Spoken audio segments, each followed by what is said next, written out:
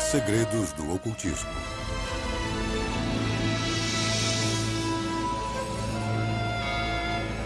Os magos.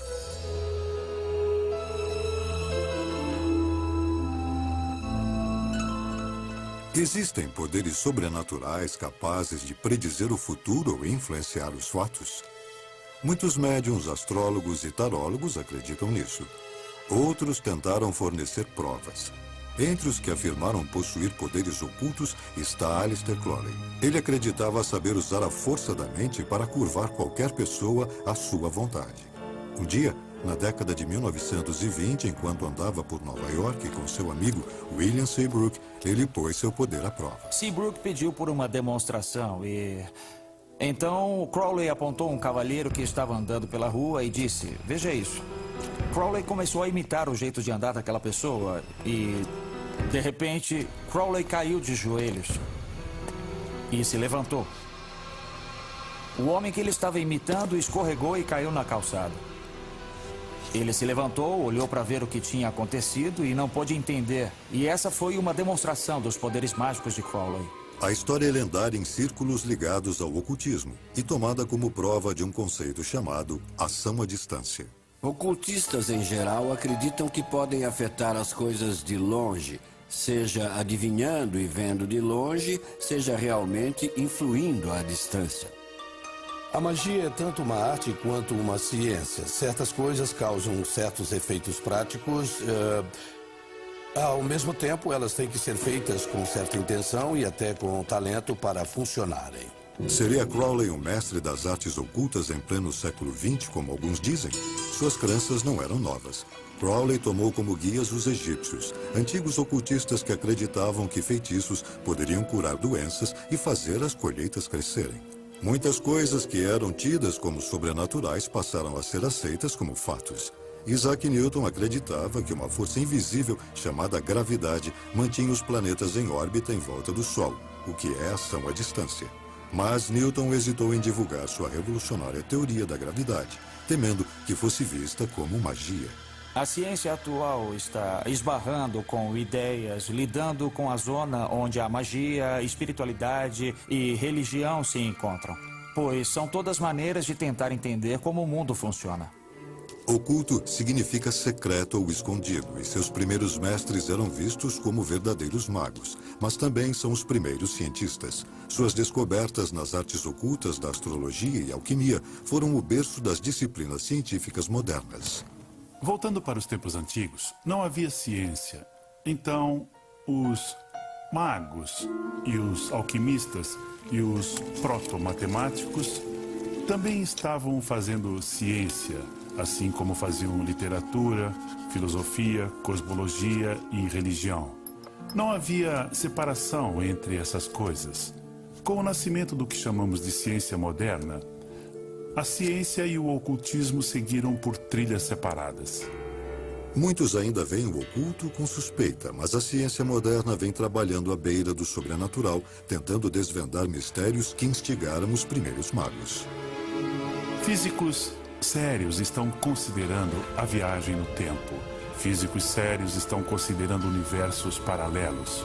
Físicos sérios estão tentando entender as 11 dimensões da teoria das cordas. E quando chega nesses domínios, você começa a olhar para o mito e para o pensamento mágico, o pensamento quase surreal, como um jeito de falar sobre tais questões. Foram os primeiros mestres ocultistas, os guardiões de segredos que a ciência moderna está apenas começando a redescobrir?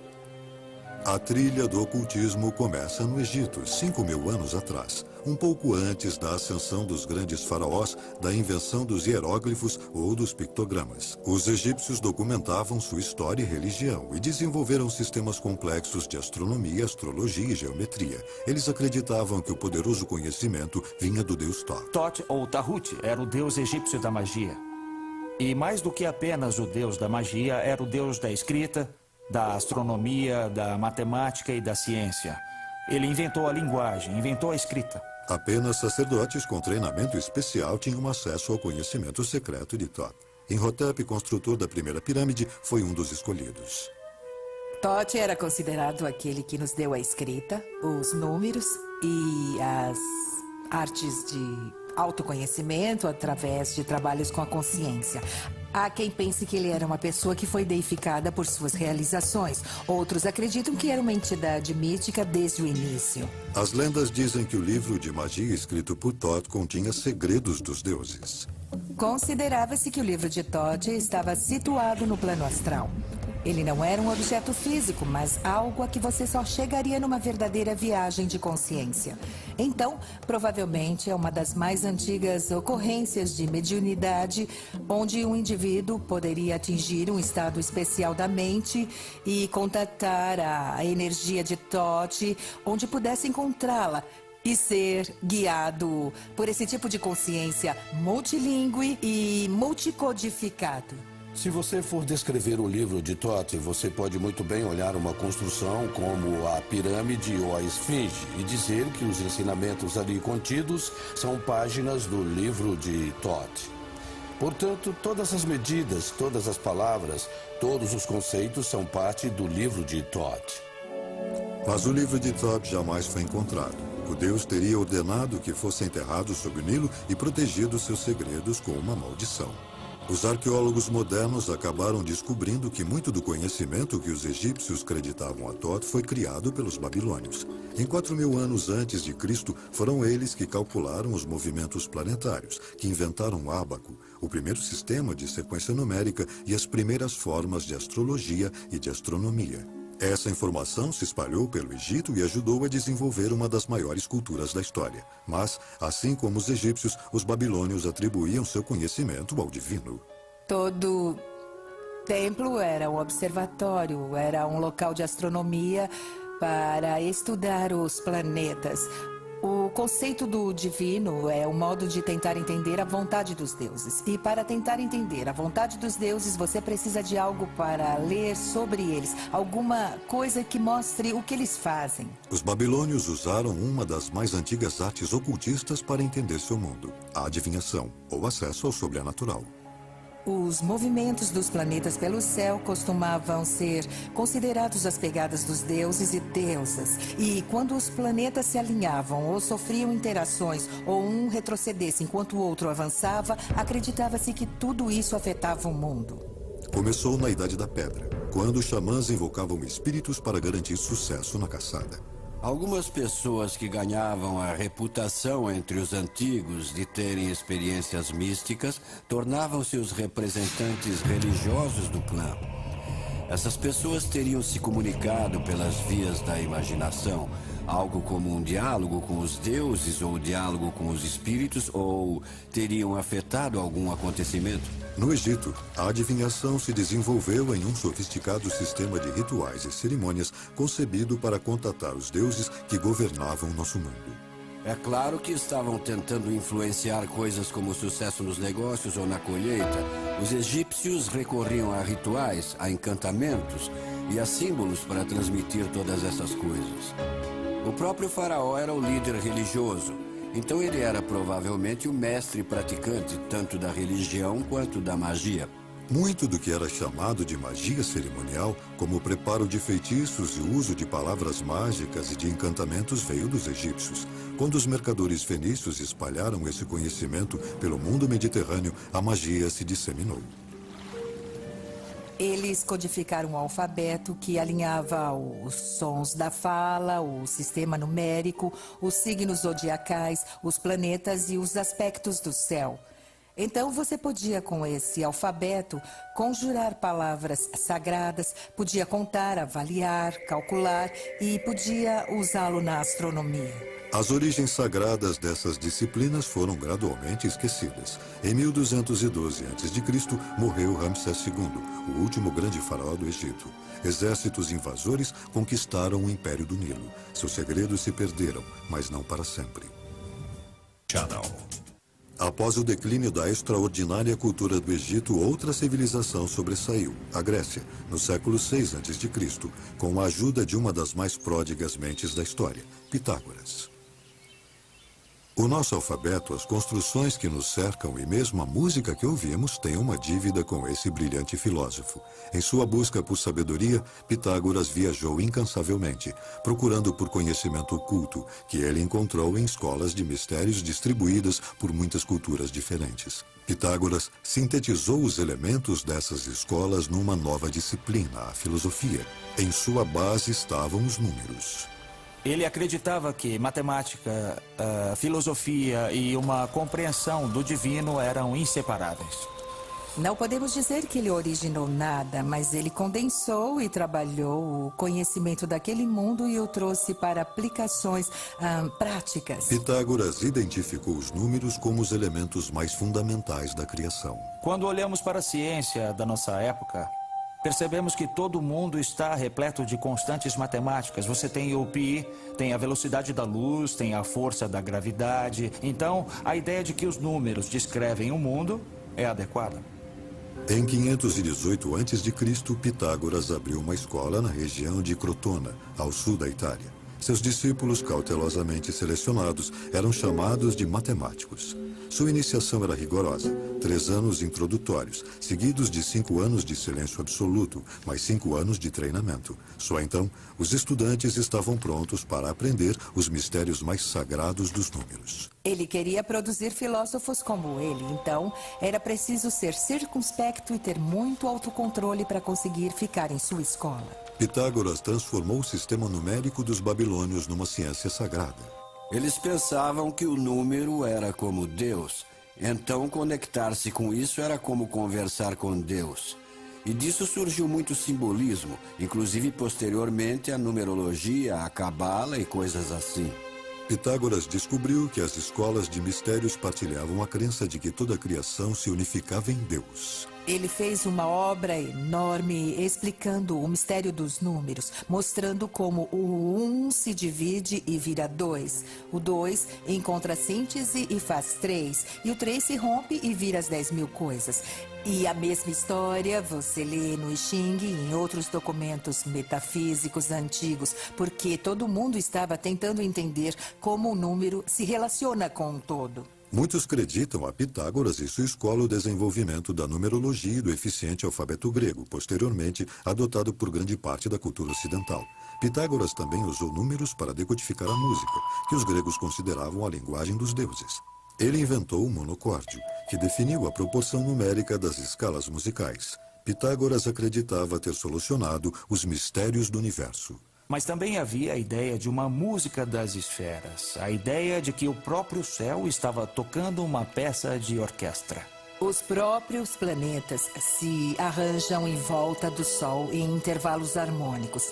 A luz branca se refrata em cor em intervalos harmônicos. O som também é harmônico. Você sabe, a sequência harmônica que vem de uma determinada nota. As notas e os sobretons são todos governados pela mesma matemática. E foi Pitágoras quem articulou o cálculo harmônico para o Ocidente. Por fim, a exclusividade da escola de Pitágoras causou sua queda. Em 508 a.C., a escola foi incendiada. Chegou a um ponto em que suas escolas foram atacadas e destruídas, seus seguidores foram mortos. Pitágoras teve que fugir para o campo e morreu, e ninguém sabe o que aconteceu. Alguns acham que ele cometeu suicídio, mas é um mistério, ninguém tem certeza. A sociedade foi perseguida até sua extinção. Gerações posteriores de gregos se pautaram na filosofia de Pitágoras e Aristóteles a transformou em ciência. Mas então veio o cristianismo, e nos 1000 anos seguintes, a religião cobriu de sombras a ciência e o ocultismo. No Discovery Channel. Durante os primeiros 15 séculos do cristianismo, o conhecimento ocultista ficou relegado à clandestinidade. Quando a consolidação judaico-cristã da espiritualidade ocidental se tornou o modelo obrigatório, a magia passou para a marginalidade e se tornou um assunto proibido e maldito. Os padres eram os intermediários entre as pessoas e o divino. O cristianismo também exerceu uma influência política sem paralelos. A igreja havia desenvolvido uma hierarquia, assim como a ideia de que Deus falava através do Papa, que transmitia seus desejos para os demais. A igreja também se firmou através de alguns monarcas. A igreja insistia em seu acesso exclusivo à autoridade divina. Como em qualquer situação, se todo mundo pode fazer, então você não pode dizer que seu grupo é bem especial. Por séculos, a Europa Ocidental viveu sob o controle da igreja. Na Idade Média, a magia se tornou um ato de rebeldia perpetrado como um ato anticristianismo contra a autoridade da igreja. A igreja perseguiu os ocultistas, condenando-os por acreditarem que o indivíduo poderia ter acesso direto a Deus. Eles pegaram todo o conceito de hierarquia clerical, os padres, a própria igreja como local de culto e disseram: não, você não precisa de nada disso. O que você precisa é procurar dentro de você pela faísca divina. Mas no século XIV, o ocultismo viria a se reerguer. Ironicamente, parte da responsabilidade disso coube à Guerra Santa da Igreja, as Cruzadas. Os monastérios do leste, na fronteira com o mundo muçulmano, haviam preservado textos antigos dos gregos e dos ocultistas. Estudando-os por curiosidade, os cruzados retornavam levando um grande número desses documentos de volta à Europa. Esse conhecimento começou a vazar. Pequenas coisas foram sendo encontradas nos monastérios. Uma estrutura aqui, um texto ali. Então circularam rumores de que tinha havido um aprendizado muito maior no passado. A redescoberta alimentou um renascimento cultural extraordinário. Esse é o ponto em que as pessoas começaram a perceber: os antigos tinham muita sabedoria. Então surge uma nova reverência pelas tradições egípcias, gregas, romanas e hebraicas também, porque as pessoas estão em busca de conhecimento e informação e querem entender os segredos dos antigos. A Renascença trouxe um novo espírito de aprendizado e academias se espalharam por toda a Europa. No século XV, Marcello Fatini fundou uma das mais progressistas da Itália. Com o apoio de seu mecenas, Cosimo de' Medici, Fatini adquiriu e traduziu uma coleção de documentos de autoria acreditada a um misterioso mago egípcio chamado Hermes Trismegistus. Os livros eram uma série de diálogos onde o deus Hermes e outros transmitiam segredos do universo. Um dos documentos era uma pequena peça chamada Tábua Esmeraldina, que se tornou a Bíblia dos ocultistas renascentistas. Nesta tábua estava escrito, assim dizia a lenda, ela tinha 12 ou 13 linhas e essas linhas começavam com assim no céu como na terra, porque havia essa ideia de que o padrão do universo, o padrão das estrelas e de todo o universo se repete na terra. O Hermético restabelecia o ensinamento das primeiras escolas de mistérios, de que os seres humanos possuem uma natureza divina. Então é esta a grande meta da iniciação hermética e qualquer outro tipo de iniciação. É transcender nossa mortalidade para voltarmos ao nosso estado original de unidade espiritual. O Hermético fascinou os acadêmicos renascentistas e resgatou o ocultismo. Poderia a ideia de que os seres humanos têm um canal direto com Deus suplantar a autoridade da igreja? A descoberta do Hermético durante a Renascença criou uma nova geração de ocultistas. Eles procuravam combinar religião, ciência e magia, uma perigosa empreitada numa sociedade regida pelo cristianismo. John Dee arriscaria sua vida para estudar tais lições. John Dee foi um gigante. John Dee foi a encarnação do ideal de um ser iluminado, de um ser que teve a compreensão espiritual de seu papel e missão de vida. E era dotado de uma inteligência superior. Mas, como Pitágoras, ele pagaria um grande preço por ousar investigar a sabedoria dos deuses. Como bom renascentista, Dee seguiu os passos de Paracelso. Ele se valeu da experimentação e se tornou um cientista talentoso, inventor, matemático, criptógrafo brilhante e pioneiro no campo da navegação. Mas ele também era um ocultista, era um feiticeiro, um astrólogo, era astrólogo pessoal da corte da Rainha Elizabeth. E, desse modo, seus interesses eram essencialmente estar em sintonia com o pensamento de seu tempo. Não havia uma distinção clara entre magia e ciência, e ele estava tentando compreender o mundo à sua volta. Quando a Rainha Elizabeth assumiu o trono da Inglaterra em 1558, ela nomeou Dee o astrólogo da corte, mas sua influência foi muito além dessa posição. O famoso mago da Inglaterra também era um espião da rainha. Ele se envolvia em intrigas políticas. Ele era um aliado de confiança da rainha, mas também trabalhava nos bastidores em toda a Europa para ajudar a diminuir o poder da Igreja Católica e colocar o poder da Igreja Protestante em seu lugar. Guiada por Dee, a Rainha Elizabeth legitimou oficialmente a ciência oculta mais significativa da Renascença, a alquimia. Os alquimistas tinham duas metas: curar doenças e transformar metais básicos em ouro. Eles acreditavam que obteriam sucesso ao encontrar a pedra filosofal, um agente místico que também levaria os alquimistas a um elevado estado de consciência. Era uma abordagem para tentar entender como o mundo físico trabalha. A prática da alquimia foi a precursora da química moderna. A alquimia existia desde os antigos egípcios, mas nas mãos dos cientistas renascentistas atingiu outros patamares. Tudo o que sabemos e fazemos hoje na ciência moderna foi desenvolvido pelos alquimistas. Técnicas de laboratório eram parte da tradição alquímica. A observação de resultados e o método científico são filhos da alquimia. Os alquimistas estavam na vanguarda da ciência. Eles descobriram o fósforo, o zinco, a destilação do álcool, a natureza microscópica das doenças. Eles foram os primeiros a entender como o sangue circula no corpo. A Igreja via seus experimentos heterodoxos e avanços científicos com suspeita crescente. Estavam acelerando o que a natureza faz, acelerando a velocidade da transformação dos metais, acelerando a velocidade da interação das substâncias e ampliando a consciência. E a Igreja achava que você não podia acelerar as criações de Deus sem recorrer aos demônios. À parte seu trabalho com alquimia, a verdadeira paixão de Dee no ocultismo era a adivinhação.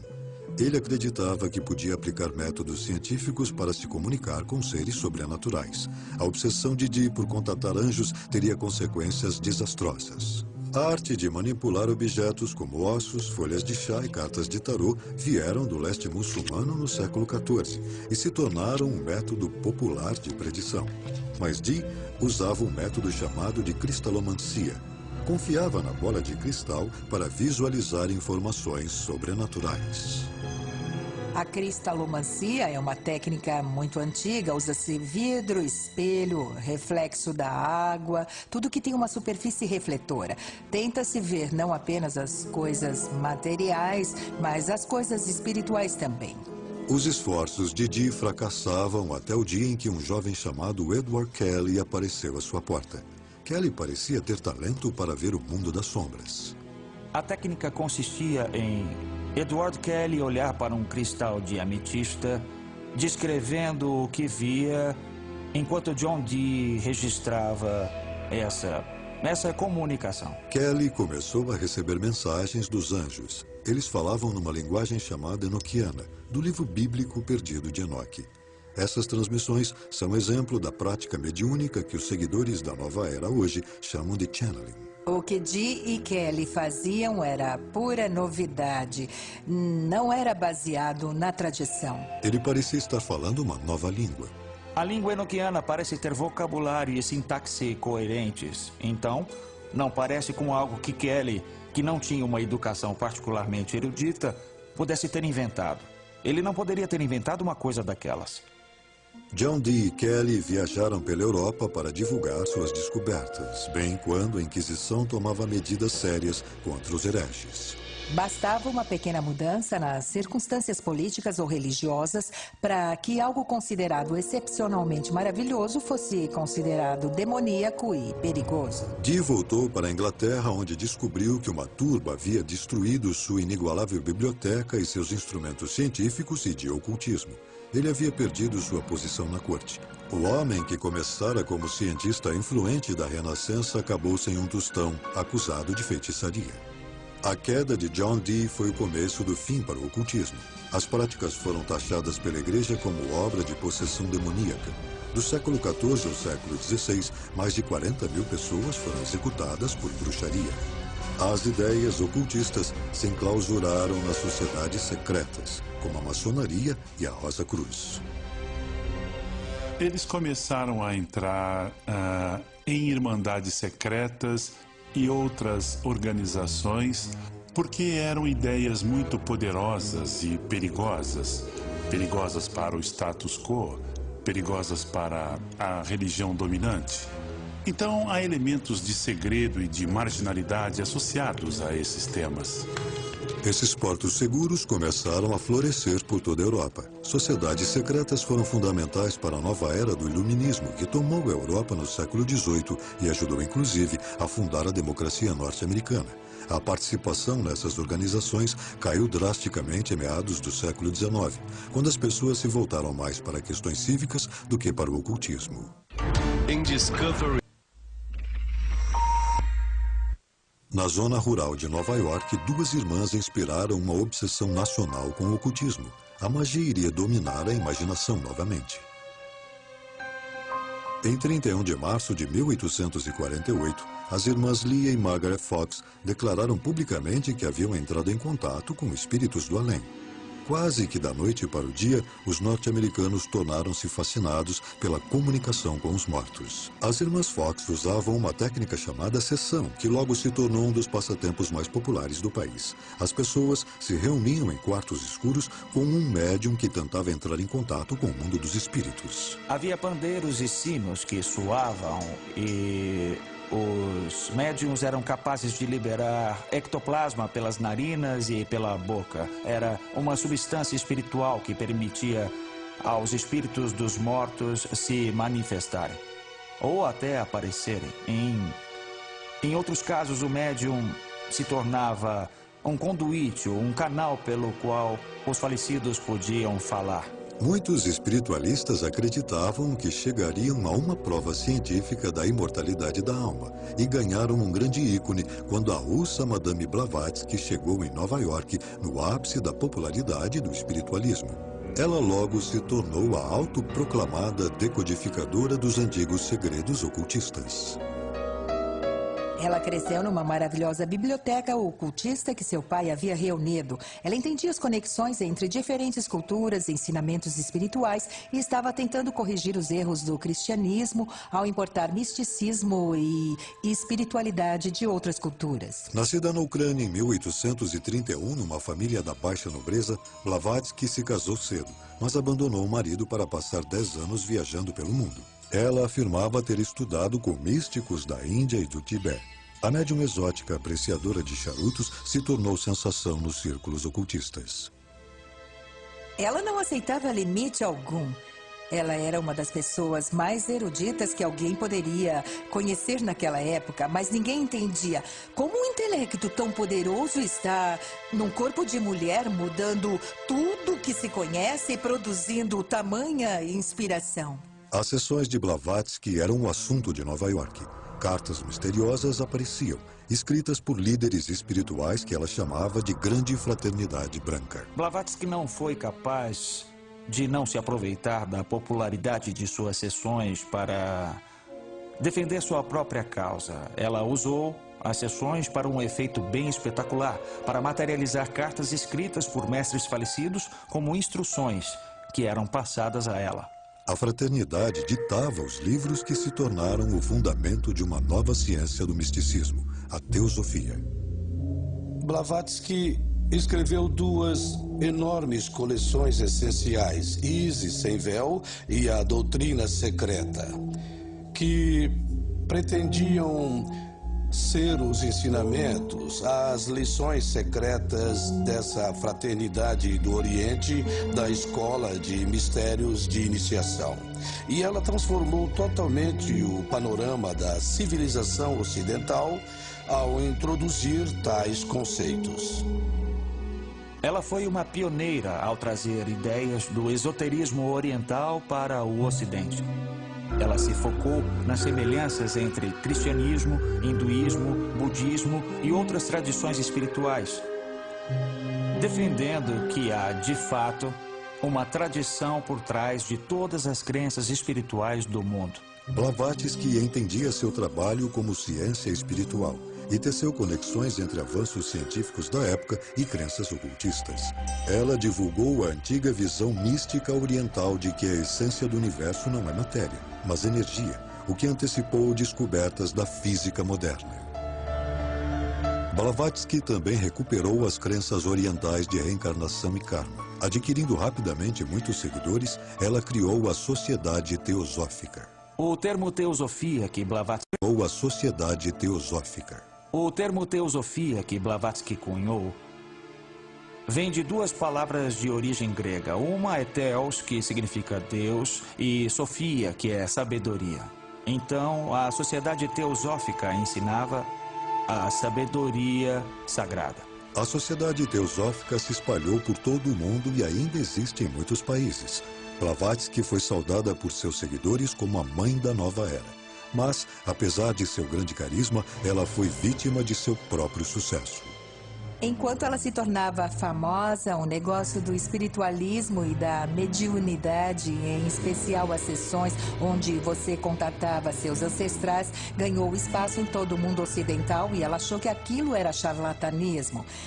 Então, ela quis representar um modelo que se destacasse daquilo e falasse a verdade dos grandes temas. Mas, infelizmente, no fim, ela se reduziu àquilo que tentava combater. Em 1885, Blavatsky foi investigada pela Sociedade Londrina de Pesquisa Psíquica. Eles concluíram que suas sessões eram armadas, que as cartas não apareciam magicamente do outro mundo. Haveria um aparelho com molas no quarto acima da câmara e bastaria que alguém colocasse uma carta no aparelho para ela deslizar de um andar ao outro e se materializar em suas mãos. Apesar de muitos seguidores devotos se recusarem a abandonar a teosofia, Blavatsky estava manchada pela fraude. Ela morreu logo depois. Seus seguidores estabeleceram um novo quartel-general na Índia, onde a teosofia prosperou. Um jovem devoto, Krishnamurti, foi identificado como um mestre reencarnado e designado para conduzir a Sociedade Teosófica ao século XX. A síntese de Blavatsky entre espiritualidade ocidental e oriental ganhou novo terreno no ocultismo. Viver. Um homem descrito pelos jornais como a pessoa mais perversa do mundo afirmava ter penetrado ainda mais fundo nos mistérios. Nascido em 1875, Aleister Crowley foi criado num ambiente religioso rígido. Sua mãe o apelidou de besta a partir do Livro das Revelações. Era um título que ele manteria por toda a sua vida. Ele se identificava como o anticristo, como a força que varreria essa terrível programação cristã que deformara a sua infância. Crowley começou a estudar o ocultismo como membro da Aurora Dourada. A Hermética da Aurora Dourada era uma sociedade secreta típica da era vitoriana na Inglaterra. Ela reunia todo o conhecimento que estava disponível naquela época. Havia tarô, havia a cabala, a magia angelical de John Dee e as tradições Rosa-Cruzes, todas elas combinadas em um único sistema. A Aurora Dourada atraiu boa parte da inteligência de Londres, mas Crowley acabaria por romper com o grupo. Ele encontrou seu próprio sistema de crenças após uma viagem ao Egito, onde sua esposa recebeu um sinal místico de que ele deveria se preparar para uma mensagem dos deuses. Obedecendo ao chamado, ele começou espontaneamente a escrever uma obra chamada O Livro da Lei. Esse livro anuncia uma nova lei para a humanidade. E, de fato, nos conta que nós somos entidades espirituais muito destemidas e iluminadas. que, de fato, nós somos como deuses. O livro da lei foi outra síntese entre a espiritualidade do Oriente e a do Ocidente. Crowley chamou seu novo sistema de Telema. Incorporava princípios da magia que ele dizia ter aprendido com os antigos egípcios e outras fontes ocultas. Ele se tornou um autoproclamado mestre da ação à distância, concentrando sua força de vontade para criar efeitos desejados. Aleister Crowley definiu magia como a arte e a ciência de causar mudanças de acordo com a vontade. Toda a sua abordagem é basicamente possibilitar ao praticante fazer as coisas acontecerem, a materializar o que ele quiser que aconteça no mundo. A lei fundamental de Telema é: faz o que tu queres, há de ser a lei. O amor é a lei. Amor sob vontade. Se para alguns isso pode significar a busca por um caminho superior, para outros é uma desculpa para todo tipo de comportamento desviado. Alguns críticos dizem que o próprio Crowley compartilhava da segunda teoria. Crowley praticava a sexualidade como caminho espiritual. Ele reduziu boa parte dos ensinamentos simbólicos à sua essência, que é fundamentalmente a dualidade e a polaridade entre macho e fêmea. E ele experimentou muito nessa esfera para entender que tipo de mistérios estariam contidos no ato sexual. Crowley fundou sua própria sociedade secreta, a Ordo Templi Orientis, e escreveu diversos livros sobre meditação e magia cerimonial. Ele também ajudou a reinterpretar o tarô para o século XX. O tarô é uma representação pictórica dos ensinamentos ocultistas. É um método de se aprofundar, de contatar os níveis arquetípicos de si mesmo, os níveis espirituais, e de entrar no estado meditativo, onde a intuição é aguçada a um ponto que talvez permita ver alguns padrões se desenvolvendo, porque você está no estado mental propício. Embora tenha sido popularizado pelos nobres italianos no século XIV em cartas de baralho, alguns dizem que as origens do tarô remontam ao Antigo Egito. Ao longo do tempo, adquiriram significado oculto. Crowley desenvolveu sua própria versão chamada de Livro de Tó, baseada na magia egípcia que havia estudado.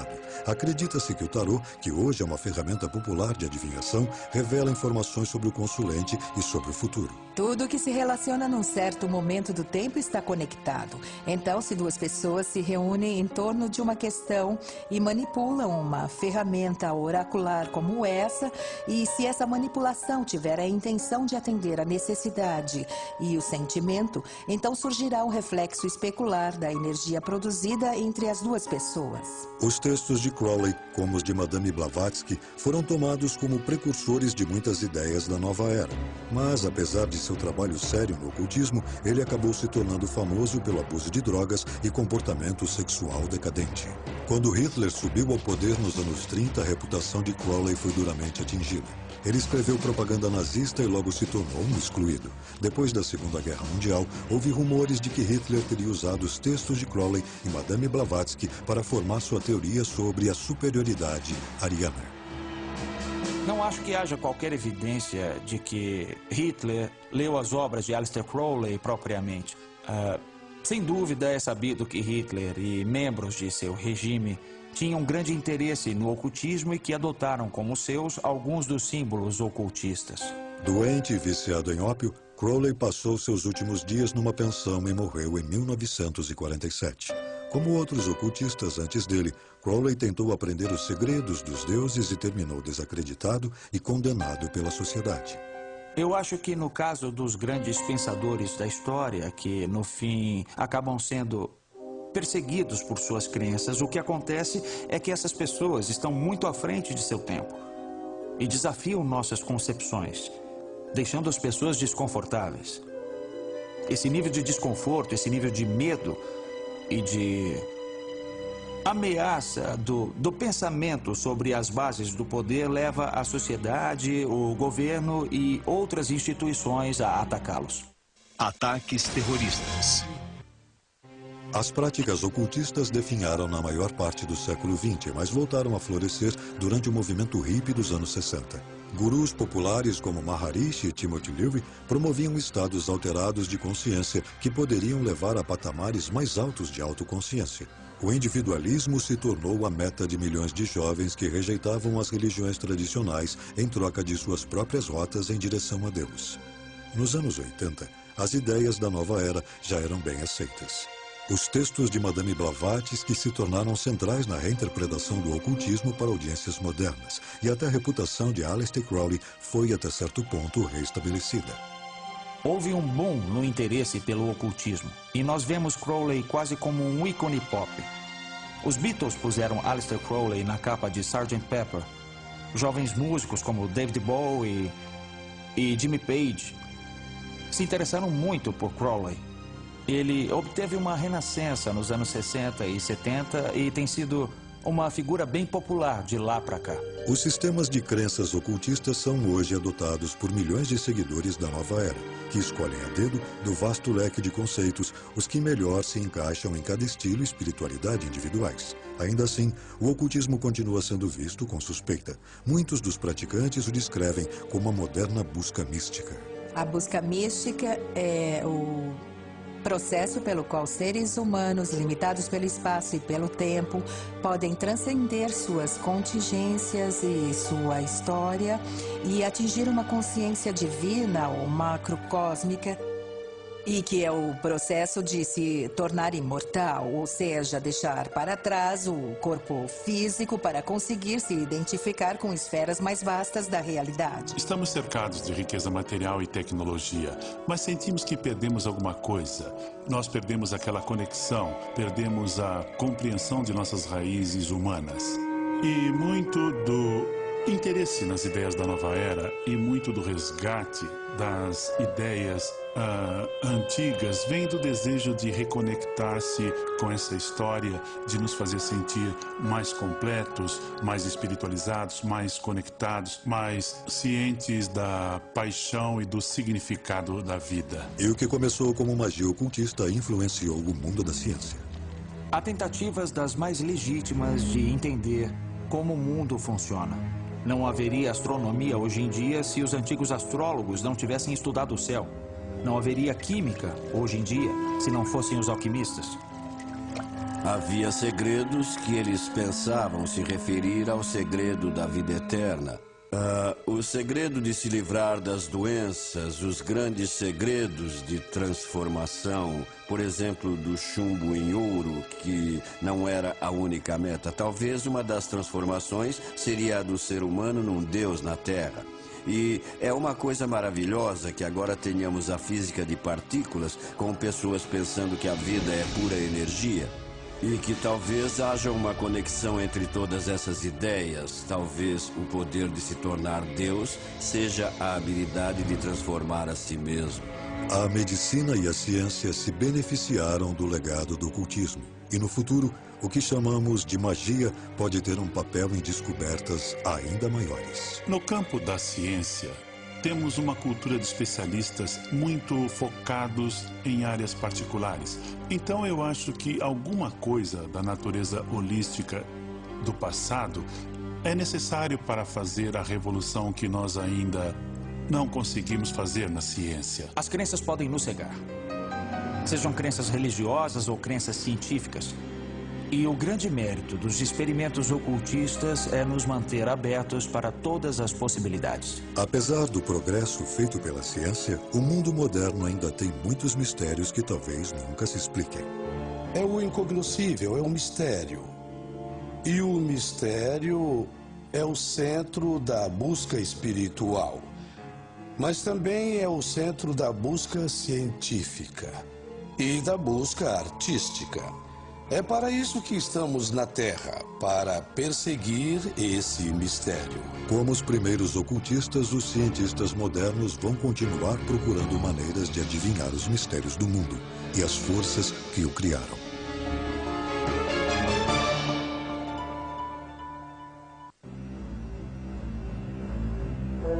Versão brasileira, Tempo Filmes, São Paulo.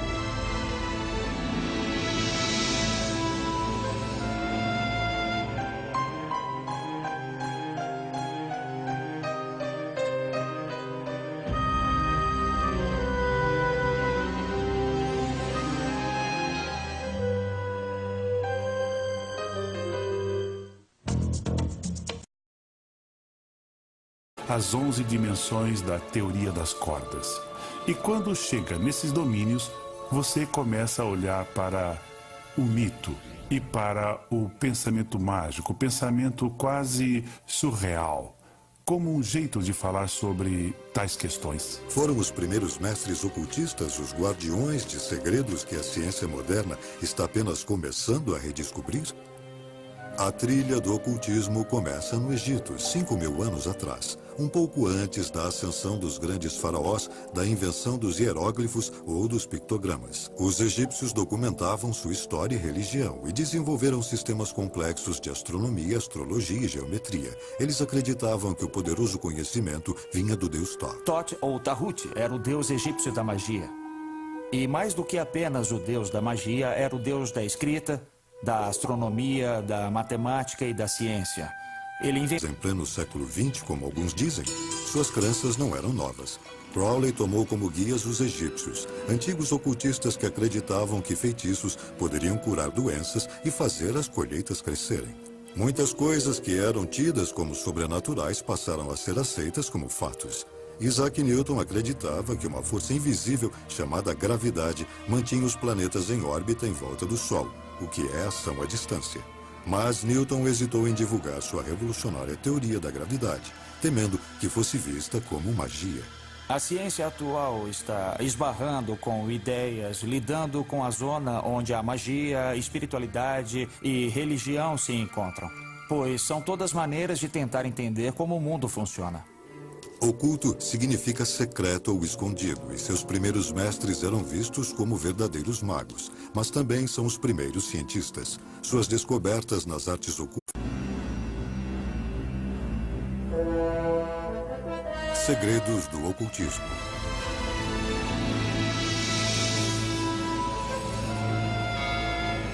Os magos.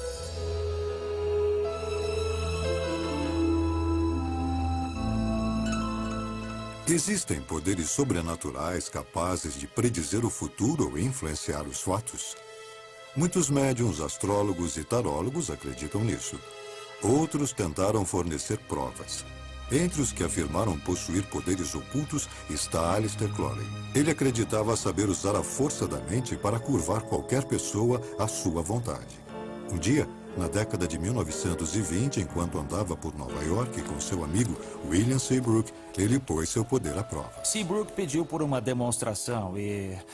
Então, Crowley apontou um cavalheiro que estava andando pela rua e disse... Lutas da astrologia e alquimia foram o berço das disciplinas científicas modernas. Voltando para os tempos antigos, não havia ciência. Então, os magos e os alquimistas e os proto-matemáticos também estavam fazendo ciência, assim como faziam literatura, filosofia, cosmologia e religião. Não havia separação entre essas coisas. Com o nascimento do que chamamos de ciência moderna, a ciência e o ocultismo seguiram por trilhas separadas. Muitos ainda veem o oculto com suspeita, mas a ciência moderna vem trabalhando à beira do sobrenatural, tentando desvendar mistérios que instigaram os primeiros magos. Físicos sérios estão considerando a viagem no tempo. Físicos sérios estão considerando universos paralelos. Físicos sérios estão tentando entender... Veja isso.